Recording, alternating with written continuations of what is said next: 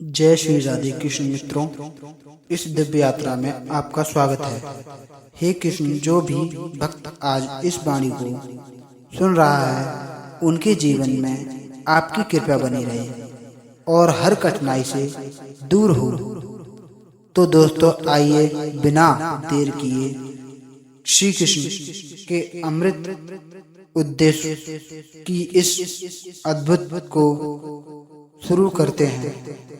श्री कृष्ण कहते हैं, कभी कभी भगवान श्री कृष्ण हमें लोगों से नहीं बल्कि शोर से दूर ले जाते हैं ताकि हम स्वयं को सुन सकें। कल्पना कीजिए, रात का समय था, पूरा वृंदावन शांत था। यमुना का जल धीरे धीरे बह रहा था। चांदनी धरती पर ऐसे बिखरी थी जैसे भगवान की सफेद चादर बिछा दी है। दूर कहीं बांसुरी की मधुर धुन सुनाई दे रही थी। एक युवक जिसका नाम माधव था मन में बहुत अशांत था। धन था, परिवार था, मित्र थे, लेकिन मन में ना शांति थी ना संतोष। हर समय चिंता, तुलना और भविष्य का डर उसे भीतर से खाए जा रहा था। एक दिन उसने सब छोड़कर जंगल की ओर जाने का निर्णय लिया।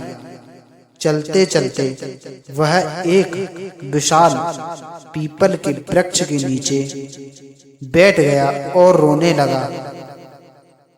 उसने आकाश की ओर देखकर कहा, हे श्री कृष्ण, सब कुछ होते हुए भी मैं खाली क्यों हूँ?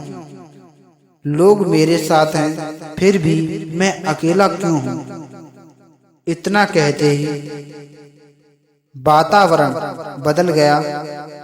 मंद मंद हवा चलने लगी, मोर नाचने लगे, बांसुरी की धुन और स्पष्ट हो गई। उसने आंखें खोली। सामने पीतांबर धारण किए,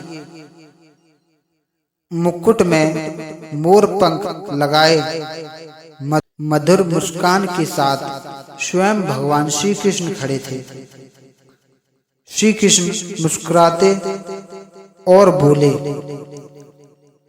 वास्तव तुम अकेले नहीं हो, तुम पहली बार अपने आप से मिलने आए हो। माधव ने चरणों में गिरकर कहा, प्रभु मुझे शांति चाहिए। श्री कृष्ण बोले, शांति बाहर नहीं मिलती, शांति वहाँ जन्म लेती है जहाँ मन मौन हो जाता है। माधव ने पूछा, प्रभु क्या अकेले रहना सही है? श्री कृष्ण बोले, जो अकेले रहने से डरता है वह स्वयं से मिलने से डरता है।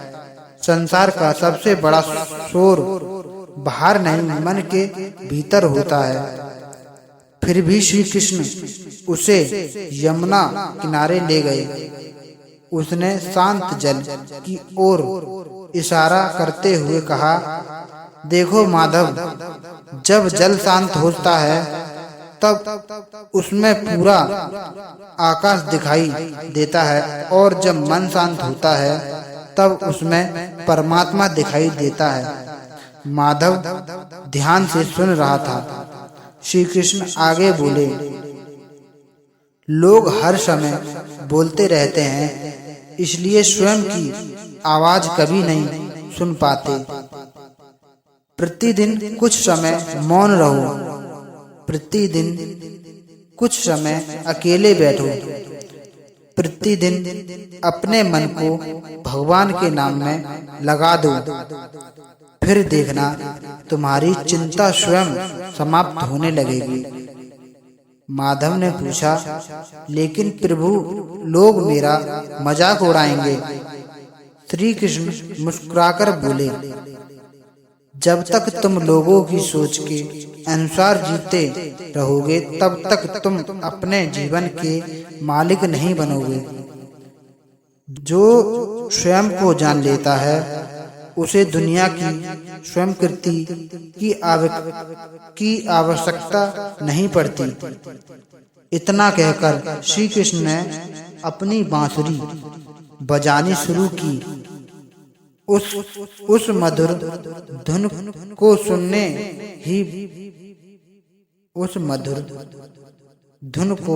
सुनते ही माधव का मन धीरे धीरे शांत होने लगा। उसे ऐसा लगा जैसे बरसों से जमा हुआ डर, क्रोध, ईर्ष्या और चिंता पिघल रही हो। उसकी आंखों से आंसू बहने लगे, लेकिन इस बार वे दुख के नहीं, आनंद के आंसू थे। श्री कृष्ण बोले, बस याद रखना,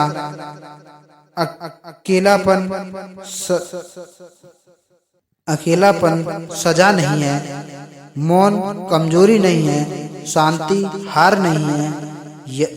यदि तीनों मिलकर आत्मा को परमात्मा से जोड़ते हैं, उस दिन के बाद माधव प्रतिदिन 1 घंटा मौन रहना शुरू किया। धीरे धीरे उसका क्रोध समाप्त हो गया, चिंता कम होने लगी, चेहरे पर मुस्कान लौट आई। लोग उसके पास आने लगे और पूछने लगे, तुम बदल कैसे गए? माधव केवल मुस्कुराता और कहता, मैं भगवान श्री कृष्ण की बात मान ली। और फिर वह सबको यही संदेश देता, यदि जीवन में सच्ची खुशी चाहिए तो हर दिन कुछ समय अकेले रहो, मौन रहो, शांत रहो। वह भगवान श्री कृष्ण की आवाज सुनाई देती है। समाप्त संदेश। जिस दिन तुम अपने भीतर के शोर को शांत कर लोगे, उसी दिन तुम्हारी श्री कृष्ण का मार्गदर्शन सुनाई देने लगेगा।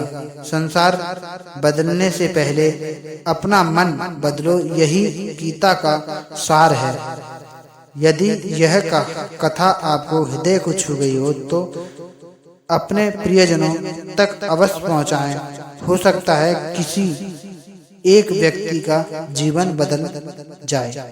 राधे राधे।